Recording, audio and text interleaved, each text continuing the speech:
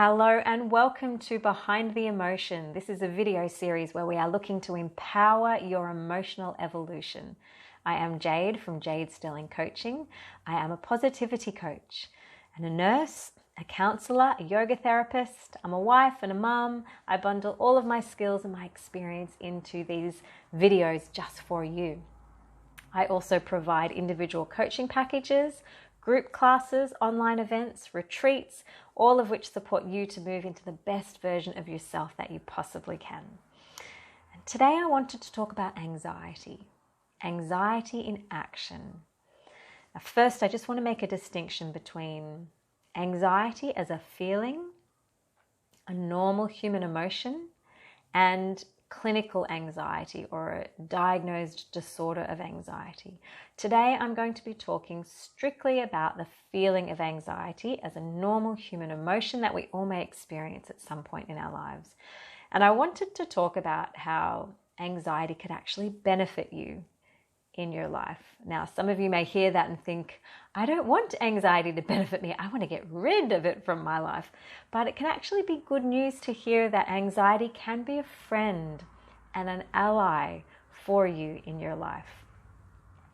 If you are able to successfully tweak your thoughts and then manage to navigate through the emotion of anxiety, move through it, you'll actually be able to see just how powerful it can be and the positive effects that it will have on your life. And so just to kick this off, I wanted to share a few pages from the adventures of Sarah Wilson. Sarah Wilson is an Australian author. She's a journalist and a television personality. I came across her work a few years ago. In this particular piece that I was reading, she was preparing for an interview with the Dalai Lama.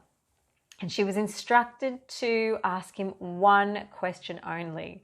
Apparently, the Dalai Lama likes to chat a lot. And so his team were trying to really keep his time management manageable. And so she was to ask him only one question. Well, she agonized over the one question that she was going to ask such a holy man from the myriad of things that she could ask him. And she got herself in such a state about it that by the time she got there, she still didn't have her question. And she sat down in front of him and she blurted out, "How do I get my mind to shut up?" And apparently he giggled and then wiped his nose on a serviette and sort of shook his head and said, well, there's no use, that's silly and impossible to achieve. If you can do it, great, but if not, big waste of time. And she was shocked. She pressed him, but surely you can do it. And he shook his head again. No, if I sit in a mountain cave for a year, maybe, but there's no guarantee, and besides, I don't have time, was his response. Now, I loved this when I read it. It was actually at a time where I was going through a time in my life where I was really trying to get rid of things that I didn't like about myself and really focus intentionally on the things that I did like about myself and improve those, and emphasize those. It suddenly occurred to me after reading this, and this was the conclusion that Sarah Wilson came to as well, that perhaps I had been going about my own personal development journey the wrong way. If the Dalai Lama didn't have time to be perfectly peaceful and still and zen all the time, or even really to work on it to a point that he thought was the way that he should be, then could it be that we as human beings are perfectly okay exactly as we are, and that every thought and feeling that we have is actually a part of a normal human experience? That was the question that came to me, and for me it felt like a revelation at the time, and I did try and share this insight with a few other people that were around me and in my life, and I was very interested by the response that I received. It didn't seem to be so much of a revelation to other people that I was talking to, but the response was often, oh, yes, of course, but what I'm going through is not normal. Or what I am experiencing is not a normal human experience. My circumstances are not normal. My circumstances are different. So I found that really interesting, and that led me on an investigation of what normal was. Now, I don't recommend that you do this. Certainly it did my head in at the time. I started to look, though, for things that looked normal. What does normal look like? So in our house, we're all vegetarians. So meat is not normal to have in our house for dinner. In our neighbour's house, who do eat meat for dinner, it's normal for them. It's not normal for them to drink soft drink with their dinner. But in their cousin's house, where it's normal for their cousin to drink soft drink with their dinner, it's not normal for the cousin to have dinner before 7 p.m. at night, right? So you get my gist. It could go on and on. It became very clear to me that normal was not an action. It wasn't something that I could look for, because all those examples that I gave you, if you noticed, were actions and behaviors of things that people were doing or not doing. So then I started to investigate what was happening on the inside for people. The feelings instead of their behaviors. I found a lot more commonalities with how people felt on the inside, but the outside experience that showed up was often quite unique to them. And so through this process, I kind of decided that that's why we feel that we're not normal, because our circumstances, whatever shows up on the outside, is all very individual and personal to our individual experience. And we can't always relate to what's happening in our lives to the lives of others. But we can always appear to be able to relate to what's happening on the inside. We can name feelings. That's something that we can do as a collective. We have a collective shared vocabulary regarding emotions. We all know what anger is, or shame, or joy. We know what it is, not necessarily saying that we experience it the same way. But when we refer to it, we can understand what that means on the inside. So no matter how special that your circumstances are, you're still going through a normal human experience. And even though we really can't know what another person is going through, we can, this is why I'm always harping on, life is an internal experience. It's your business only, what's happening on the inside. And we just have a few things where we can relate those internal experiences to connecting with people on the outside. So, how did we get here? We were talking about the Dalai Lama and life as being perfectly okay, exactly the way that it is, as a human experiencing normal thoughts, feelings, emotions, a human experience. Okay, so saying all of that, I'm also not going to sugarcoat anxiety.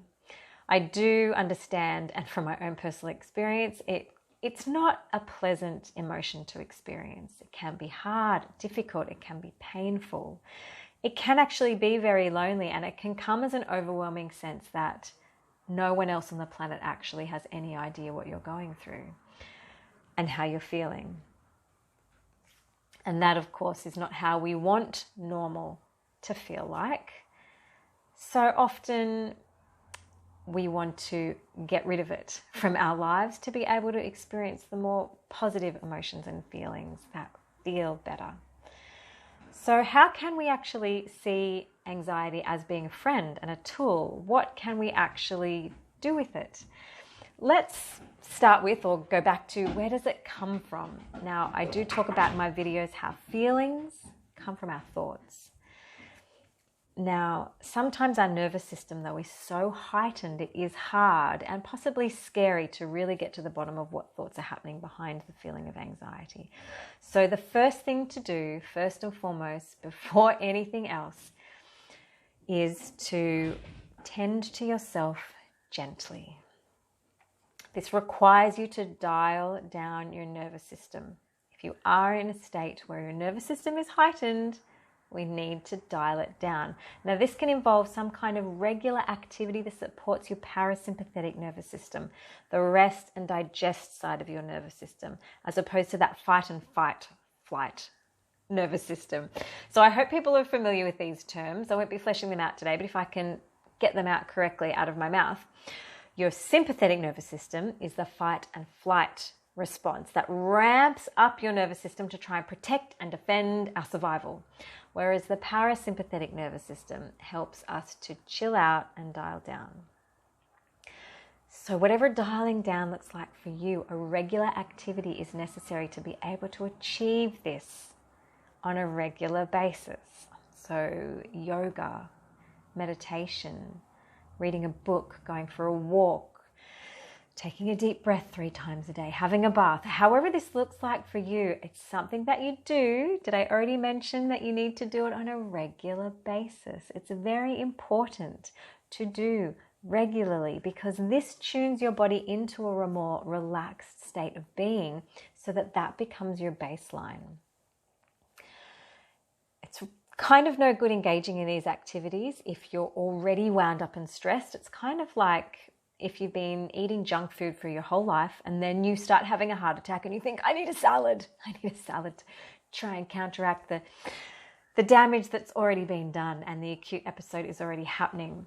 Having said that, however, of course, we can, just like a person recovering from a heart attack, we can implement more beneficial and heart-healthy ways of being to support maintaining health, and we can even reverse disease with the right lifestyle and diet to some extent.